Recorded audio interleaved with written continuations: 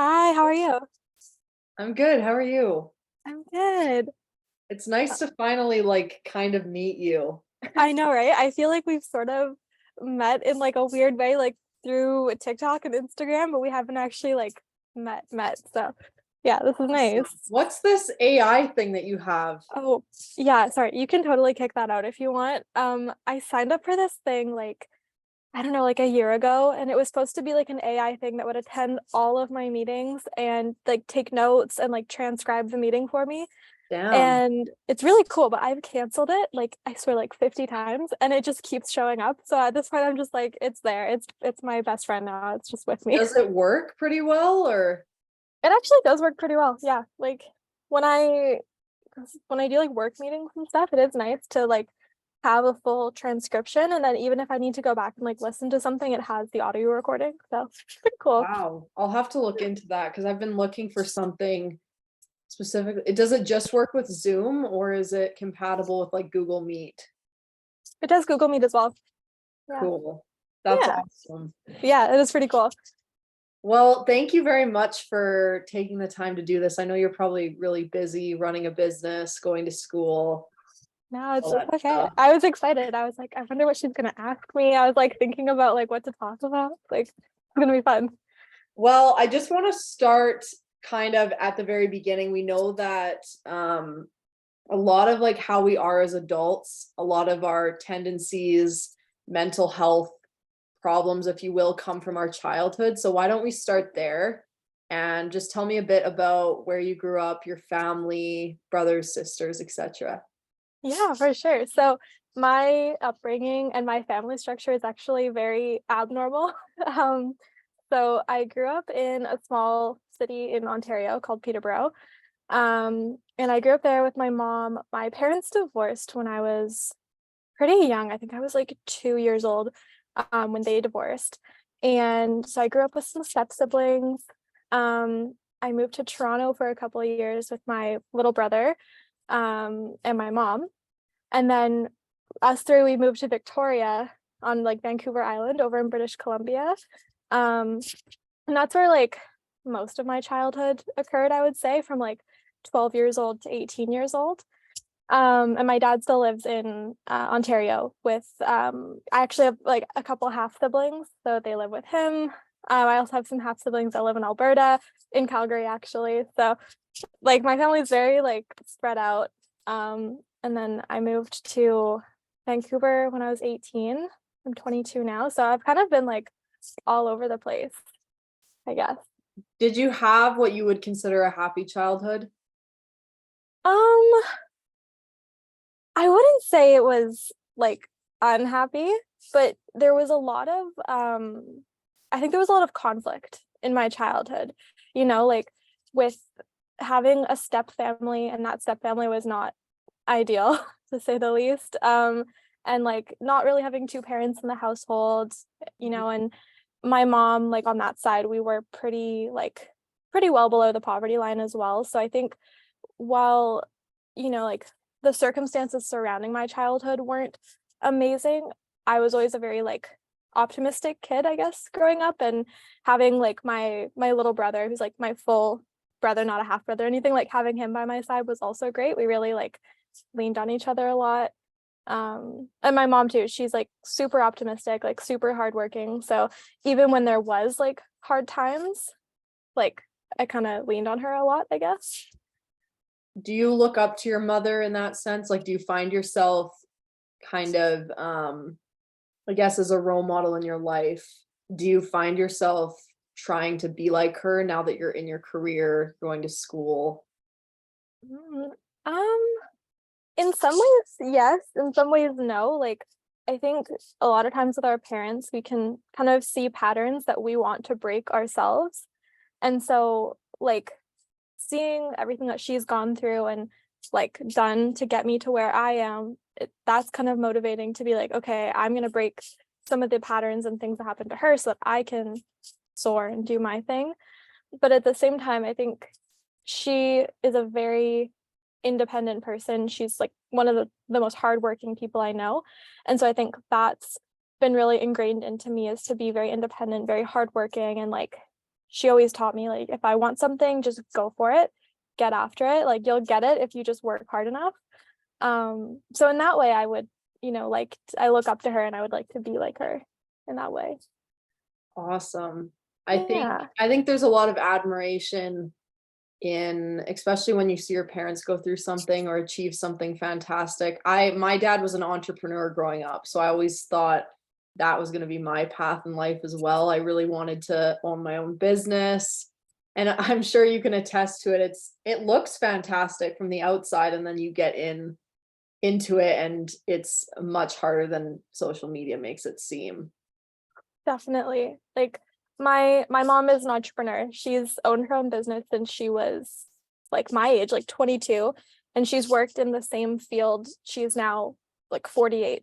She's had the same like basic business. Like, she works with concussions and athletes and that kind of stuff, and she's done that same thing for her entire life. And I used to always think, like, I would see her working 7 days a week. She'd come home at 8 or 9 p.m. I was like, that's so crazy. Like, she's working so much. Like, that's so weird and abnormal. And then now I like am an entrepreneur. I run my own business, and it's like you don't get days off, like you're kind of just in the loop and you kind of just have to keep working. Let's talk a bit about high school. Did you always know that you were going to go to college or university? I always knew I was going to go to university. That was always like my goal. But my intended career path is so different from where I am now. Like, in high school and even in my first couple of years of university, my goal was to do a degree in international relations, go to law school, and become a human rights lawyer. Wow. Yeah. So I'm in like such a different path, and like I had done all these like clubs and conferences and all this stuff so that I would be so ready for human rights law. And then now I'm working in like marketing, and I love it just as much. Like, I'm fulfilled. I do like it, but it's so different. Did you ever experience a moment of, obviously when you're in high school and you're in your teens, it's a very difficult time on its own trying to figure out who you are, who you want to be, all that kind of stuff. Did you ever struggle with not really knowing who you were, having this, I guess, decreased sense of self-sense or self-worth? That's an interesting question. I think, like, when I think back to my high school years, it actually makes me think that like maybe I didn't really know who I was in high school, because I think while I was in it, I was like, oh yeah, like I know who I am, I like school. I like working hard. And now I look back and I'm like, did I really have hobbies? Like, what did I really do? What was my identity? And like in high school, I was a pretty quiet kid. Like, I was really on like, the quiet end of the spectrum. Like, I didn't really talk to many people. I had my close group, and that was really it. Like, I didn't venture out of my little circle at all. And now I would say I'm the complete opposite. Like, I love talking to new people. I love getting out there and exploring and adventuring. And so I think like a big part of that for me was leaving my hometown of Victoria and moving to a different city, that being Vancouver, which they're not that far, but it was still like the transition I needed to just like separate from my old self and kind of like, as cliche as it sounds, like just flourish into like what I felt like I needed to be. Was there ever a sense of, were you ever scared to make that transition leaving your hometown? Because I know a lot of people do that. And they talk about needing to get away from the people that they grew up with, or needing to separate their hometown from, I mean, there's a million country songs written about it, so it must be, Mm-hmm. it is a very crucial time in most people's lives. But did you ever feel scared to make that jump? I don't think I was ever actually scared, really. Like, in the year leading up, I knew that I was going to go to UBC. I knew that I was going to move away. And so I almost had like a countdown like on my wall. Like, I was just like clocking off the days I was ready. But it didn't really sink in until like the moment my mom and my brother dropped me off. I lived in dorms in my first year. And the moment they dropped me off was when I was like, oh shit, this is real. They left, and I was sitting in my dorm, and I could hear people outside laughing and having fun. And I was literally sitting there, and I was like crying. I was like, oh my God, how do I talk to people? How do I do this? Like I was freaking out. I was like, oh my God, I've made a terrible decision. Like I'm not ready for this. And then weirdly enough, later that night, there was like a meeting for the entire like floor that I was on. And this random guy came up to me. He's like, hey, do you have friends? And I was like, no. And he's like, okay, great. He went up to other people. He's like, do you have friends? Do you have friends? Everyone was like, no. He's like, all right, we're going to a party. And he took us all to like some random party. And then that was kind of my push to meet people. So yeah. Are it was good. you more introverted or extroverted? I think I'm more introverted. Like I like spending time with people. I love talking to new people, but I really thrive in my like alone time and in my space. So I can just kind of like, focus in on what I need to do.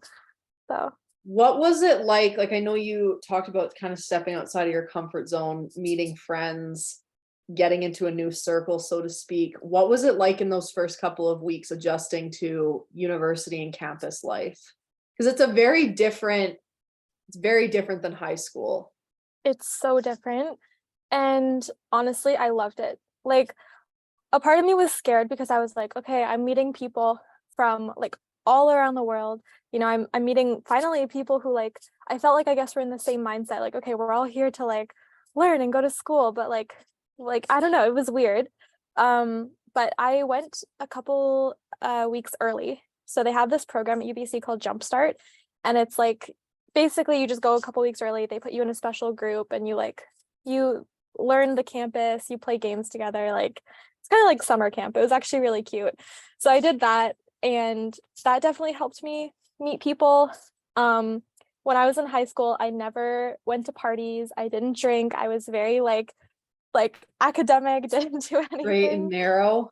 Yes. And then in university, like especially during like frosh week, everyone was like, we're going to the parties, we're going to the frats, like all this stuff. And I was like, I was kind of in that state where I'm making a decision. I'm like, okay, am I gonna like try this? Am I gonna experiment and like go have fun, or am I gonna like stay in my old ways? And I was like, you know what? Let's go have fun. Like, let's just do it. And that was definitely a fun time. Just like, I don't know, meeting people and kind of letting loose a little bit from the identity I'd known in high school, which was very like rigid, I guess. Do you find yourself wishing, or do you have any regrets about the school that you chose to go to? Sometimes, yeah. Like I do love UBC, and I'm very grateful for the experience I've had there. But sometimes I wish I went like a little bit further away. I had considered U of T, I considered McGill, and then I decided like UBC was the only school I actually applied to. So I was really just like, I was like, fingers crossed, like let's hope I get in. And then I did. So kind of that was the choice I made. Did you stick to your major that you had kind of decided in high school, or did you go into UBC in a different program? So when I first went to UBC, I decided on international relations, but they have a thing where you can't declare your major until your second year. So in first year, I went in and did a bunch of like political science courses. Second year, I declared my international relations major. Then as I started taking more classes, I realized I hated it. And so halfway through second year, I switched to psychology. And that's what I'm finishing my degree in now, which I graduate in May, which is super exciting. Almost done. Wow, congrats. Thank That's you. honestly, this year has absolutely flown by. Like, I don't know where the last 3 months went. Yeah. It just feels like the older you get, the faster life seems to go. Hmm. But Weird. yeah, that's really exciting. Yeah, I'm so excited. It's like I feel like I've been waiting for this day for so long. And so I'm just kind of ready. I feel like it's the right thing that's happening. So Yeah. what's the plan for, obviously you get a degree in psychology. Is there a plan to go continue education after that, or get into the job field? What does that look like? Yeah. So I get asked that a lot because I work like in marketing now. And psychology and marketing, I find actually do have quite a bit of similarities. But my original thinking when I switched to psychology was to become like a psychologist and like counsel people, do therapy and stuff, which I feel like a lot of kids who went through crazy childhoods go into like the therapy route, which is kind of funny. But then as I started, like I had a couple different jobs. Like I took some time off from school. I did like a 9 to 5 job. I worked at a mental health center. I did a few different things. And I started to realize that I didn't like the 9 to 5 life. And I really didn't like being in mental health every single day. Like I do have an interest in psychology and the brain, but I was like, I don't know if I could do this every single day for the rest of my life. And that's when I sort of started thinking about other career paths. And that's what led me to marketing. What exactly about mental health was it the overburden of feeling like it's just, what is the right word, exhausting? Or like, why exactly do you say that it was a bit too much? I think I guess in a way I was always sort of like, you might have heard the term the therapy friend. I was always like the therapy friend. Like I would always like when my friends were going through something, I was like, okay, like it's probably stemming from this. Here's what you need to do, whatever. But then I realized that like mental health on a large scale goes so much deeper, and there's so much, like, not to sound negative, but there's so much hurt and trauma in the world.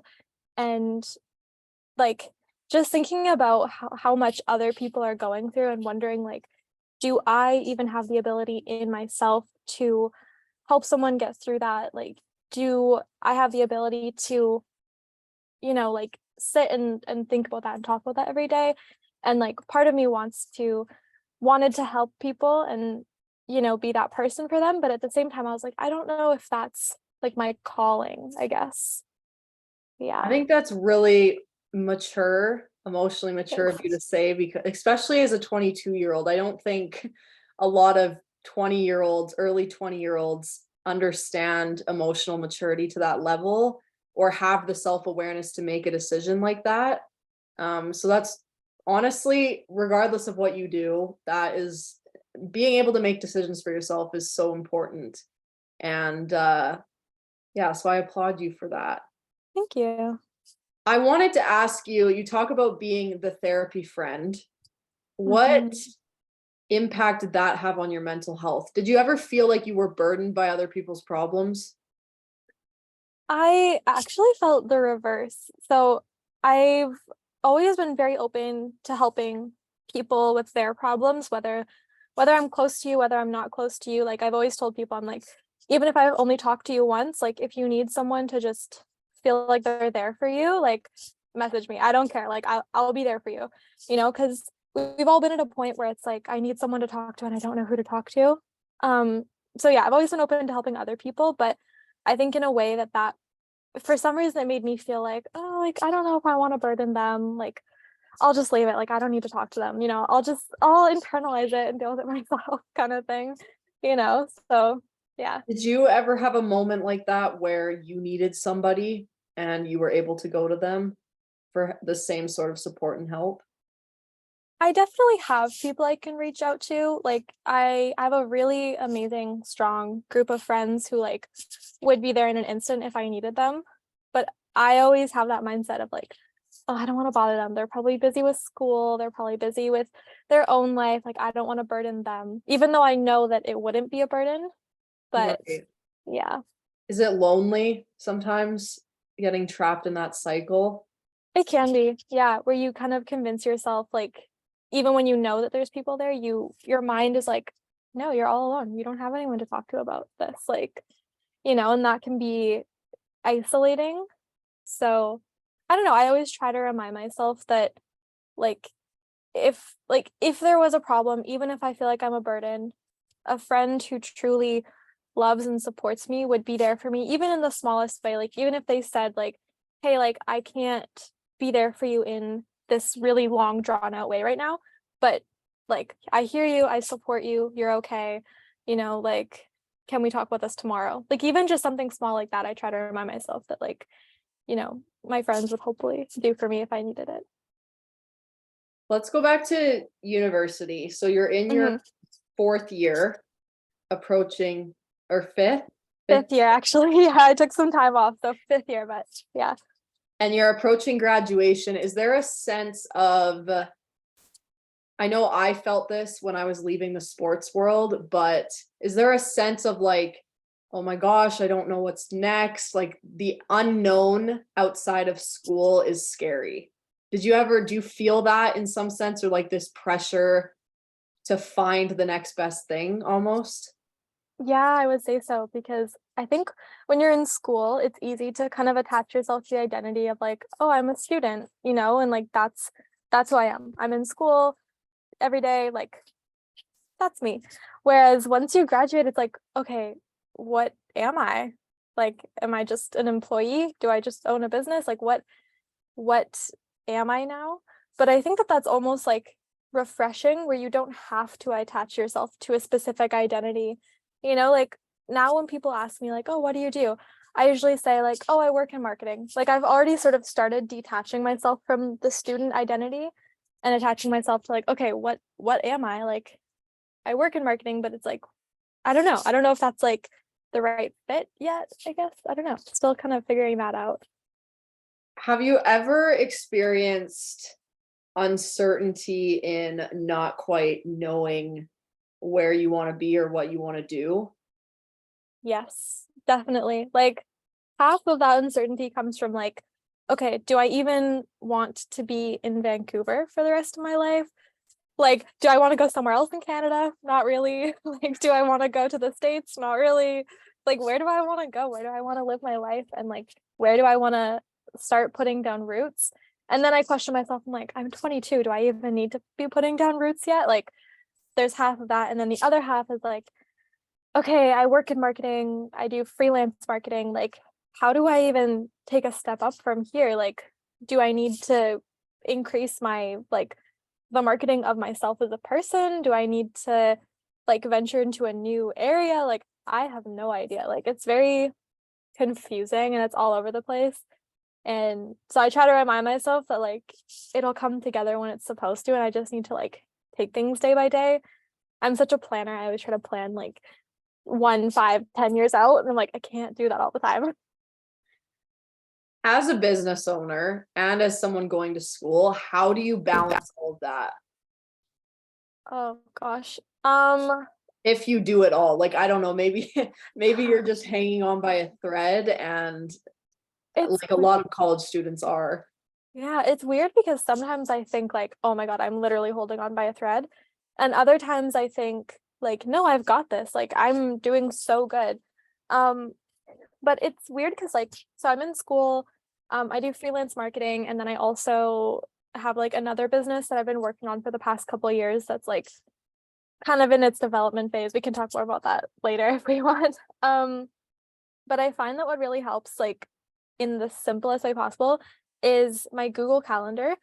I will literally schedule like every single part of my day, from like breakfast to okay, for 2 hours I'm working on marketing stuff, an hour I'm working on this school thing, like just really doing that.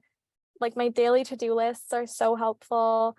And then honestly, like it's super cliche, I think, but boundaries. Like when people ask me to hang out or go out or whatever, sometimes I have to like make that decision of like, okay, do I want to go out and have fun? Do I need to work tonight? And like trying to find that balance. Because half of the time I'm like, oh, I'm 22. I want to go live my life and have fun. But at the same time, I'm like, okay, but am I going to be really stressed tomorrow if I don't get this done? Like, yeah. So also just like making boundaries for myself, my time, and my priorities and that kind of stuff. Do you ever experience FOMO? Because as a college student and as somebody who's, I mean, trying to be successful in all the right ways, a lot of the times you do have to make sacrifices. So how do you deal with that feeling of, oh my gosh, I'm only going to be young once? How do I do this while also making sure that I'm not failing my classes, that my business is successful, and that I'm happy? I honestly think sometimes I don't sacrifice enough, and that just might be like one of my own personal things I need to work through. But like I really definitely feel those two tugging of like be successful, work hard, get all your stuff done, but also the pull of like you're 22, you could die tomorrow, like have fun, live your life. And it's these constant like pull back and forth. So I don't know. I think I let it happen day by day. Like um if a friend asks me to go out on Friday night, I'll just assess it by that specific day. Like, okay, did I meet my specific goals for today? Did I check everything off my list? What's on my list for tomorrow? Okay, I don't have stuff until 2 p.m. tomorrow. Like, yeah, I can go out tonight, I can have fun. But it's like if I didn't accomplish what I need to accomplish that day and I have stuff early the next morning or I have a full day, then I might just have to be like, it's gonna suck, but no, I can't go out. How do you hold yourself accountable to making sure that that's the way that you do things? Is it through the Google Calendar, or because a lot of the times you Um, can get in these modes where you're like, well, I don't have anything until 2, so I guess I can go out, but then things get carried away like they usually do with life. So how do you mhm. hold yourself accountable? Um, Do you Good have question. people in your life that help you do that? A little bit, yeah. I live with my boyfriend and he's also an entrepreneur. Like he's one of the most like dedicated person. He is working from the second he wakes up until the second he goes to bed. And I don't know how he does it. Like he is so like just in it. And so seeing him work definitely helps me. I'm like, okay, I need to get off TikTok. I need to like, like stop just dilly-dallying. I need to get my work done. But I also try to remind myself that like if I sit down for the next, let's say 4 hours, get all of my school stuff done, get all of my work stuff done, then like I can have the rest of the day free. So something I try to do is like get all my work done by like 3 p.m. in the day. So that way my afternoon and my evening are just for myself. So I can like, I don't know, I love yoga classes. I love like taking long baths. Like baths are my safe place. I love it. So I try to do that every night, like cook myself a nice meal, that kind of thing.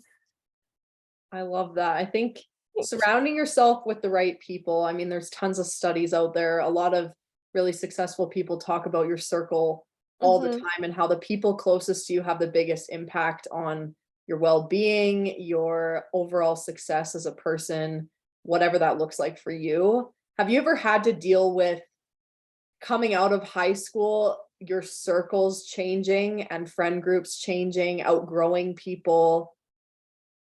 Mm-hmm. Definitely. Like that's been a huge thing. And it's honestly hard to come to terms with at times where like when I left high school, like my best friend that I've had since I moved to Victoria when I was 11, she's still my best friend now and she's like been my rock throughout all of it. But even after I moved away from Victoria, like we went through a period where we were kind of like separated and that was really weird. We ultimately came back together and then in my first couple of years of university, like I had my really close friend group where like we did everything together. We celebrated all of our birthdays together. We always had Christmas things. We would study. There were friendships I had just during first year where we grew like super, super close. We would eat every meal together. And then after first year ended, we drifted apart. And so it's almost like hard because I look back on those friendships so fondly. I'm like, wow, that was such an amazing time of my life. I wish I still had that person in my life. But at the same time, I've had to learn that like if they were meant to be a longer part of my life, they would be. And maybe that was just for that chapter. Um, but I think like something that's been really, I guess, noticeable is that in first year, the people I was really close with were people who had a very similar lifestyle to me. We were always studying, we would eat our meals together, and then we'd go out for a Friday night. And then after that, like the people I was close with were people who were also like working a 9 to 5 job. We would go out like for dinner on a Wednesday night. And then now a lot of my friends are also entrepreneurs who own their own businesses. And like there was a time a couple weeks ago, a group of us went up for a friend's birthday trip and we all realized we were like, oh, wait, like all of us here, there was like, I don't know, like 8 of us. We were all entrepreneurs owning our own businesses. And we were like, that's so cool. Like it's so nice that all of us were able to take like a Thursday, a Friday, and a Monday off just to go do a trip, like it was that collective sense of like we're all in this together, I guess. It was cool. Sorry, that was like really long, but Oh, yeah. that I think that's a great way to explain it because a lot of the times, and it can be a very uncomfortable period of growth in your life when you start drifting apart from people who you thought were going to be in your life forever. I think we see that a lot with high school relationships as well, like romantic relationships where you just go down separate paths. And a lot of people look at that as such a negative thing. But I think at the end of the day, like you said, people are with you when they need to be, and they tend to drift away when you don't need them anymore. So I think learning to not necessarily like clean out your friend group, but just accept that change is the only constant in life and that it's not a bad thing for that stuff to happen.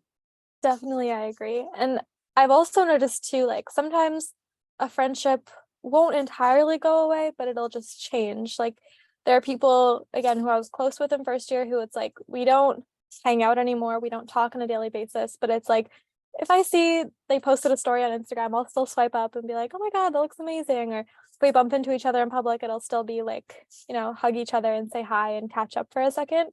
And I think that we can also find like gratitude in that, where it's like that person doesn't have to be completely gone. It's just like at a distance, I guess, That And is that was, beautifully said. thank you. Yeah. And it's so that you can let other friendships in and let other things, I guess, like flourish and take place. Yeah. You have spent quite a bit of time at school now. So have there ever been really low moments for you where you've questioned if this was really the right decision for you? 1000%. During like I think it was late 2020, early 2021. This is kind of when like COVID was still at its peak. Everything was still kind of shut down, online classes, whatever. I went from living with like my best friend, my roommate at the time, to living on my own because she had to move back home. And I was like, I was sitting in my apartment. I was doing like notes for class and I just paused for a second and I was like, I want to drop out. Like, I hate this. So I called my mom and I was like, Mom, I want to drop out. She was not happy, but she wasn't like not supportive. She was kind of like, if that's what you feel like you need to do, then like take a break, do what you need to do. I support you. Like, you should still get your degree, but whatever.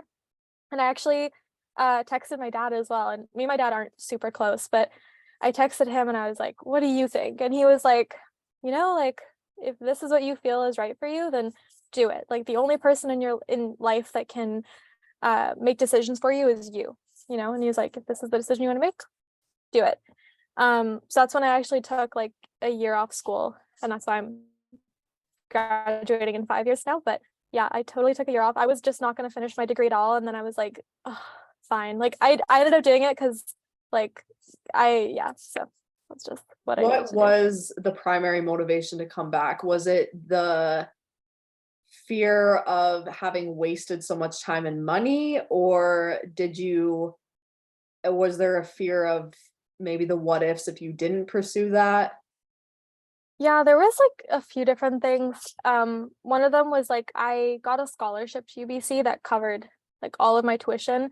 And so part of me felt like that was a waste in and of itself, where I was like, that scholarship could have gone to somebody else who would have finished their degree and like done something amazing. And I was like, it was such like I remember the moment I got the scholarship, I literally like just burst into tears. I was so like incredibly grateful. I couldn't even believe it. And so I was like, how can I just let that like slip away, I guess? And so that was part of it.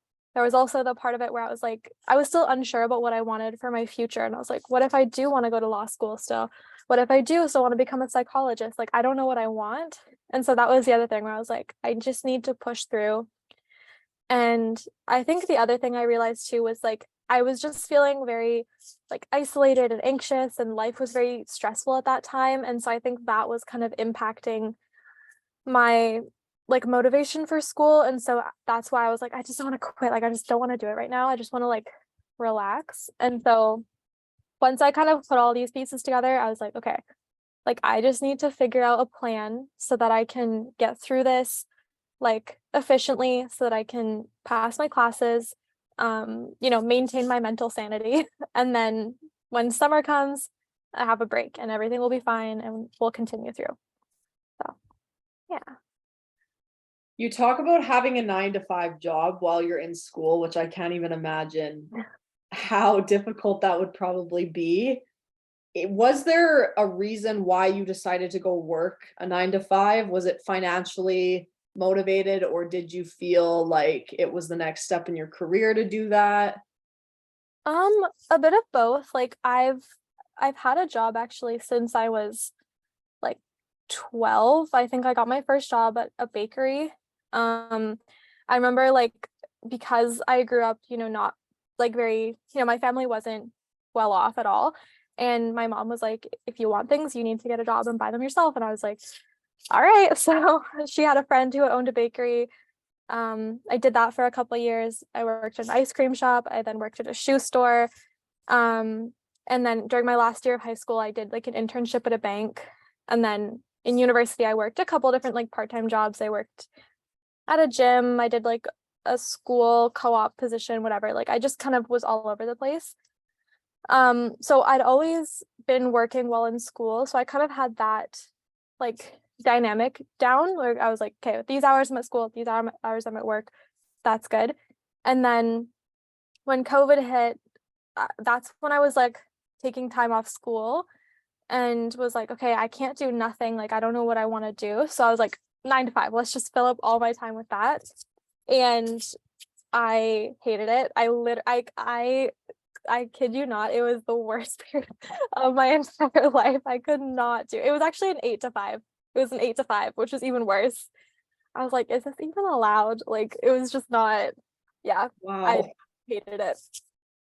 I Yeah. feel like I can relate on that level actually, and how, because obviously owning your own business, you put in a lot more work, but you're also able to kind of dictate what that work looks like and when that work happens, which is a huge benefit mentally and I guess physically to working a job Mhm. like that. Were there ever times when you thought, holy cow, this is this is just not what I want my life to look like?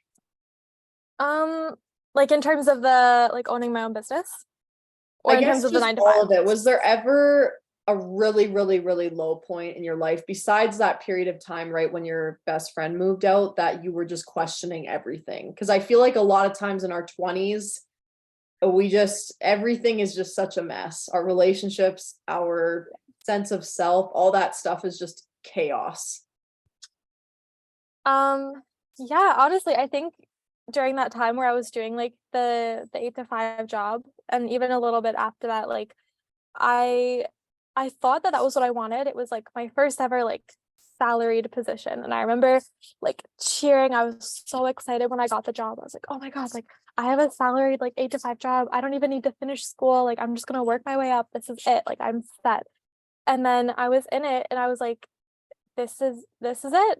Like this is what I have to do for the rest of my life. Like I remember like my boyfriend would drive me to work and I'd be sitting in the car and right as I had to get out of the car, I would just burst into tears and he was like, "What's wrong?" And I was like, I can't, like I don't want to do this." Like I was like, I hate sitting in this little office with these people who I don't really know for, I could get to know them, but that's the whole other thing.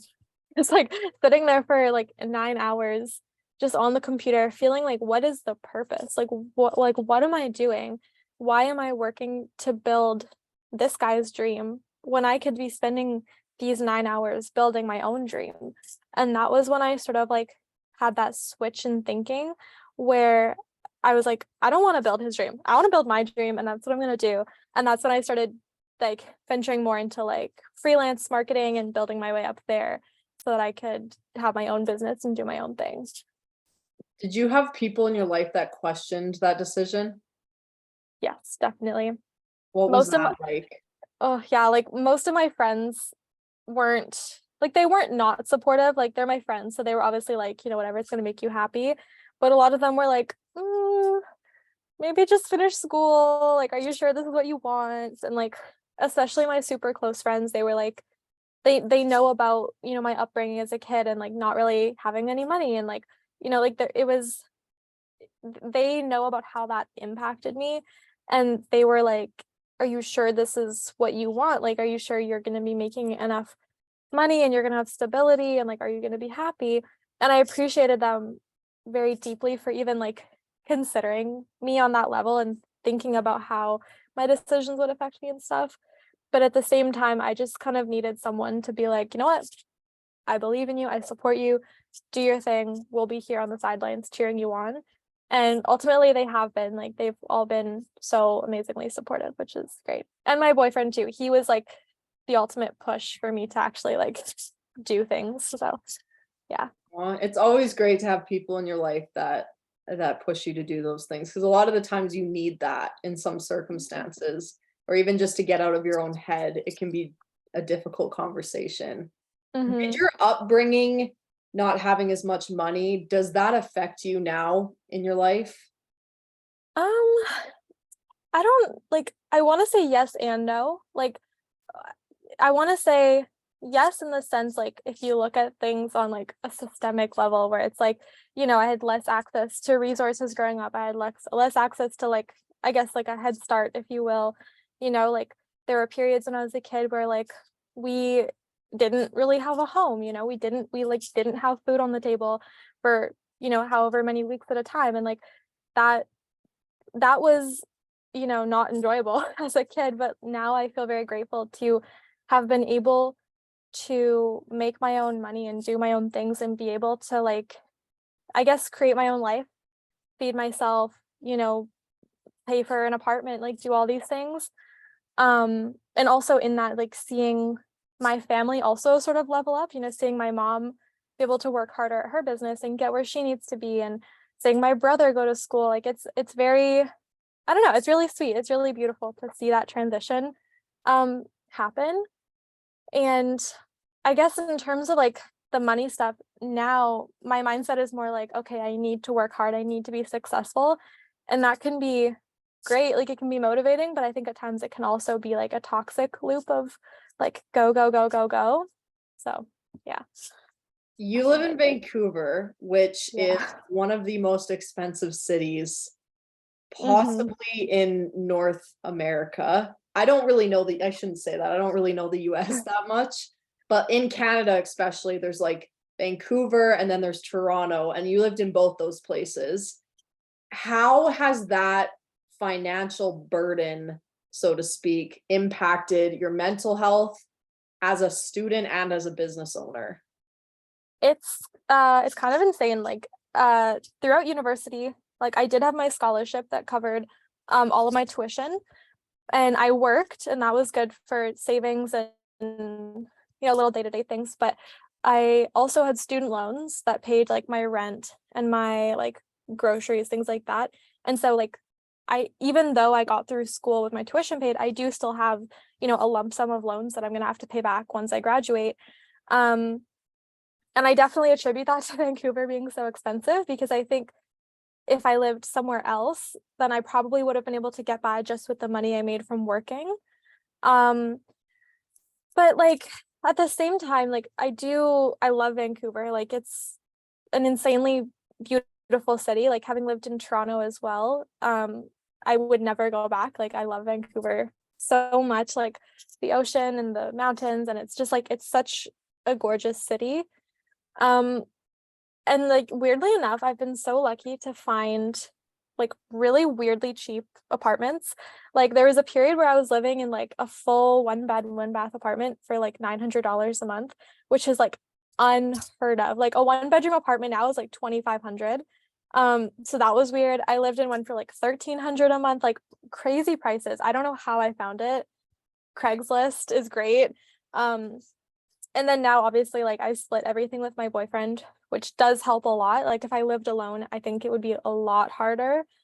So it's definitely tough, like feeling like you constantly kind of have to be like keeping up, I guess. And it's like, especially with being in such an expensive city, you also kind of like naturally want to have more savings and more put aside just in case something happens, because you never know, right? Like life can take a turn at any time. So yeah. Is there a pressure, an external pressure to, I know I felt this, especially living on my own, that if you're not successful, then everything's just going to fall apart. You're going to hit the floor, your finances are going to be out the door. And as a business owner, especially freelance, a lot of the times there's a lot of uncertainty in when that next paycheck might come or what it's going to look like when it does. So how do you balance that while also going to school and trying not to burn out? Because burnout is huge too. Yes, burnout is like It's such a thing. Gosh, okay. So in terms of like the paycheck thing, that is always like a huge stressor where you're like, okay, this client could drop off at any point. Like they don't have to work with me anymore. They could tell me tomorrow, hey, I don't want to continue. And I was like, oh shit, okay, there goes my rent money. Like, so I like it's kind of bad, but I think to make up for that, I try to take on extra clients. Like yeah, where it's like having that reassurance where it's like, okay, if this client drops off, well, I still have this one, so that'll still cover this. And it's like that makes you overwork, and that can lead to burnout where it's like, you know, there'll be days where I'll do like a huge amount of work, but then I get to the end of my to-do list and I'm like, oh my God, I still have 3 more huge tasks to do. Like there's no way. And so I sometimes I feel like I'm always playing a game of catch up where it's like, okay, I didn't get those done yesterday. I'll do it tomorrow. Like, and then tomorrow comes and it's okay, I didn't get that done. I'll do that tomorrow. So it's like constantly adding something to the next day, which can get a little bit tiring, but yeah. But So yet even that feeling, and I'm sure you can 100% agree with this, is better than the 9 to 5. 1000%. I would not trade this for a 9 to 5. Like, unless the 9 to 5 was paying me like something crazy, I don't think I could. Because like the ability, like today I was feeling a little bit tired. I slept until like 9. I was able to like make my breakfast, do my thing. It's like later today, if I want, I can take a nap. I can go cook my food. I can do a couple hours of work and then relax. Like that freedom is so like that is worth like so much more. Like I just yeah. I remember there was a time during my like 9 to 5 job where I literally went to the bathroom and I just took a nap in the stall. I was like, I'm so tired. I just need a nap. Like, like it's so sad, but I was like, I have to. Like, I'm so tired. Yeah. Self-care is a huge thing when you're juggling multiple things on your plate 24/7, school, exams, tests, business stuff. How do you take care of yourself so that burnout is minimized or avoided altogether? Um, what do I do? Okay, bubble baths have been a huge thing for me. For some reason, like ever since I was a kid, like if I'm feeling anxious or stressed, I get into a bubble bath and my stress just melts away. Like it is literally like a safe place for me. I have like 4 baths a week, probably. It's kind of crazy, but I love it. It's also really good for like inflammation, your circulation, like it's great for you. So a bubble bath is great. I really prioritize like my sleep routine. So like an hour before bed, I actually have a setting on my phone. I want to see if I can show you. You like, I don't know. Yeah. Okay. Like my Oh, whole screen is like wow. red. Yeah. I saw this girl who basically How was did like, you do that? so you can go into your settings if you have an iPhone, go to like accessibility. There's this thing that says like color tones or something, and you just hit like the on button. I'll send you like a tutorial, but you basically can turn all your screen to red, so it blocks out all blue light from your phone. So an hour before bed, I turned this on because like as much as I would love to be a person who doesn't go on their phone before bed, I'm just not. But this way, like I've actually noticed a difference when my screen is red and blocks out the blue light. I get a better sleep. I'm less tired when I like wake up in the morning. So I do that. Like I've been experimenting with the whole like mouth taping thing because my boyfriend does it. And honestly, like I don't know if I see a difference, but that's a thing. Um yeah, like my nighttime routine is like really important to me is self-care, bubble baths. What else do I do? Like I think, I don't know, just prioritizing my health in general. Like I've sort of started to realize that like no one cares about your health except for you. Like no one's gonna really like make sure you're healthy and you're okay. And I definitely realized that when I went to my doctor to like, I thought I had PCOS for a while. I think I still might. And I was talking to my doctor and he was so rude. Like he did not care at all. I'm so sorry. He literally was like, what did he say? He was like, oh, just take birth control. And I was like, I'd rather not. Thanks. It was crazy. And that's when I was like, okay, so if I want to get my health on track, I have to do it myself. I have to do my own research. I have to like figure this out and make a plan. And so I definitely see that as self-care, taking the proper supplements for my body, making sure I get my blood tests done, eating proper foods for my body, making sure I'm not like eating too little or too much. And like, I definitely find that cooking and like that kind of stuff definitely is And self-care. you're vegan, right? Or I was vegan for like 5 years. I've recently been adding fish back into my diet because I got some hormone testing done and my hormones are all over the place.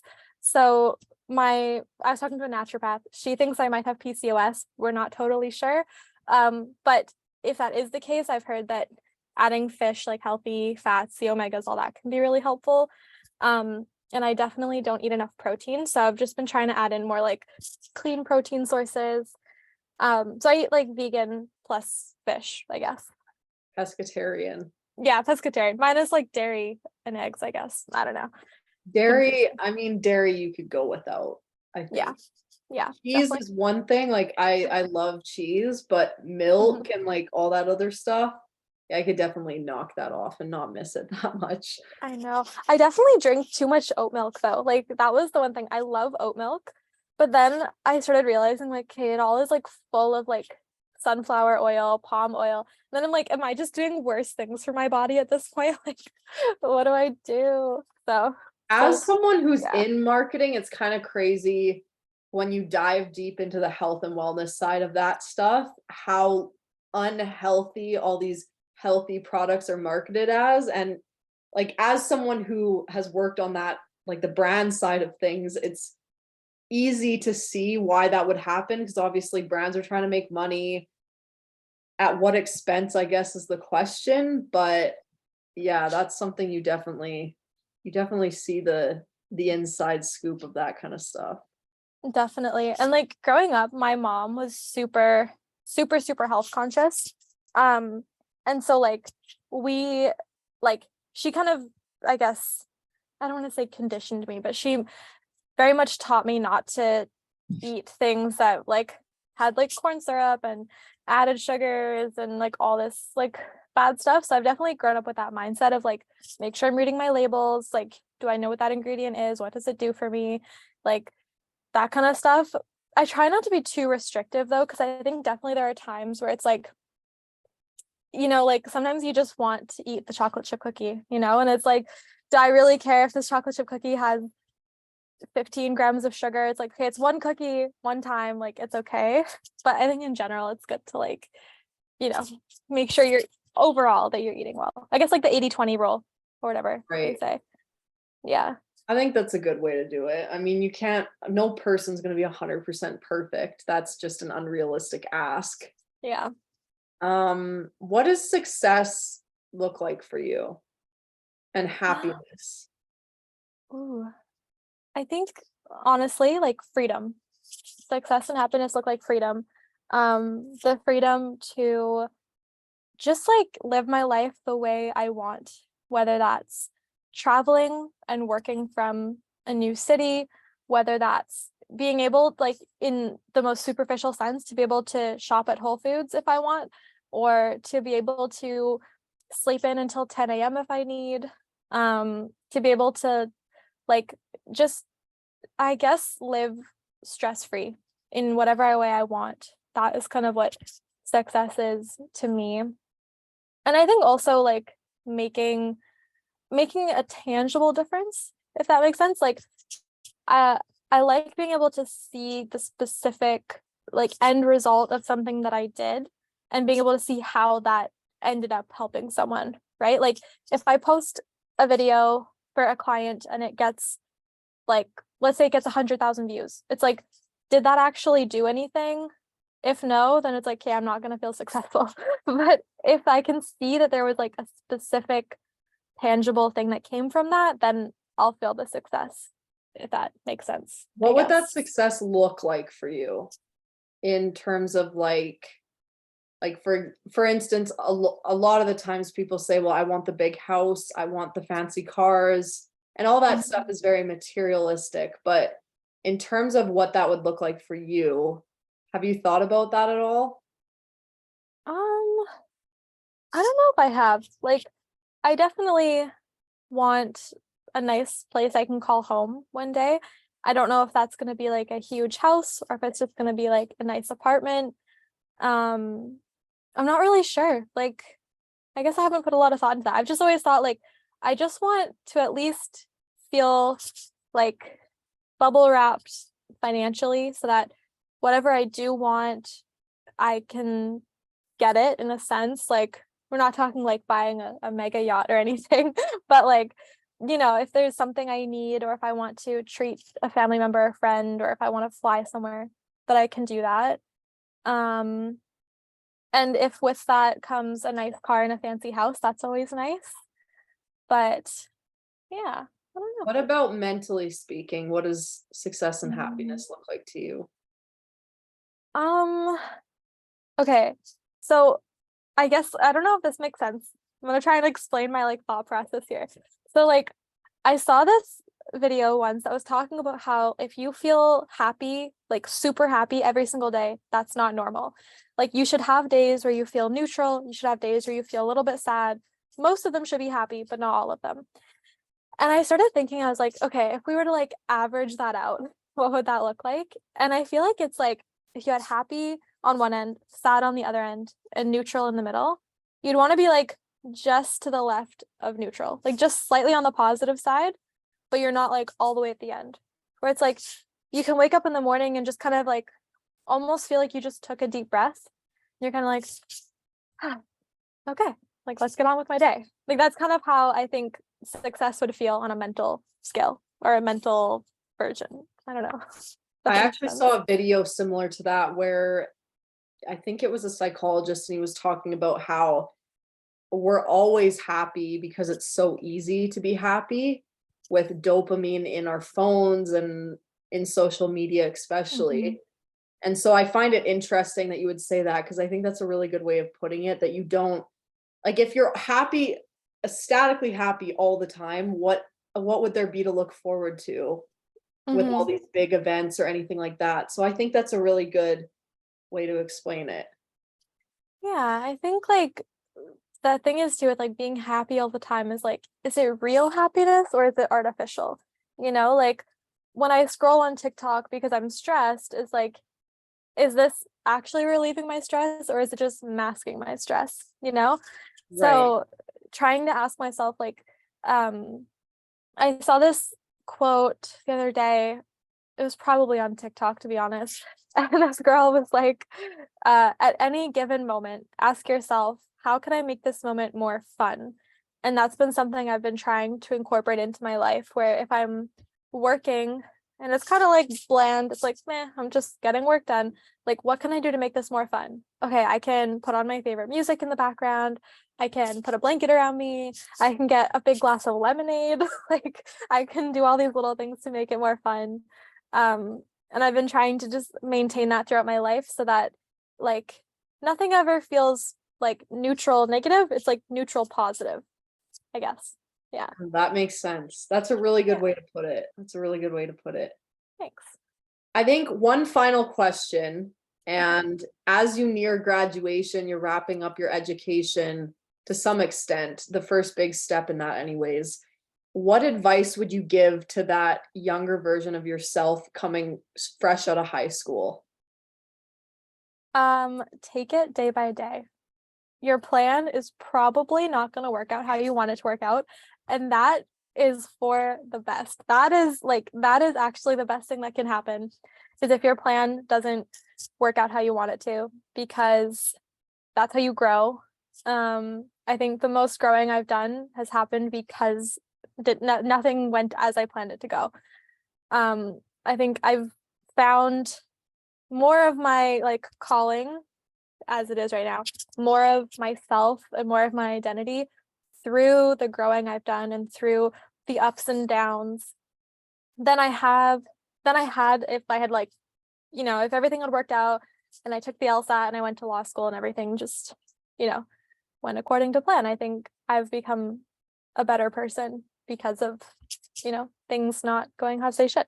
So I'd say take it day by day and just know that like whatever's meant to happen will happen, and remain present, remain in the moment. And yeah, I would say. Awesome. That's fantastic. I think we can all do a better job, myself included, I mean, when you're a business owner, when you're in school, when you're dealing with all these things on your plate, it's really easy to get lost in the cycle of what's next. What do I have to do tomorrow? What do I have to do on Sunday? What do I have to do this week? And if you can just sit with yourself and appreciate what you have right now, because that's all you're ever really guaranteed to get, then it makes a world of a difference. I completely agree. Like, it's so easy to get tied up in the past and get tied up in the future, but like, if I always try to remind myself, like, especially for people with anxiety, like, just focusing on like this exact moment. Like, am I safe right now? Yes. Am I warm right now? I'm warm. I'm safe. I am in, a building. Like, just focusing on like the very physical things, and that can just really like ground you and, help you focus on what you need to focus on. Well, I've really appreciated this conversation, Me and too. it was nice to get to know you on a more Yeah. formal basis. I know we haven't really talked much, but you're a light in the world. Everything that you're doing is incredible. I'd love to hear more Thank about you. your business at some point, Mhm. if you're open to talking about that. But where can people find you if they wanted to follow you or reach out to you? Okay, so my Instagram is Olivia with 2 A's, Steadman, Stedman. My TikTok is Viaaa,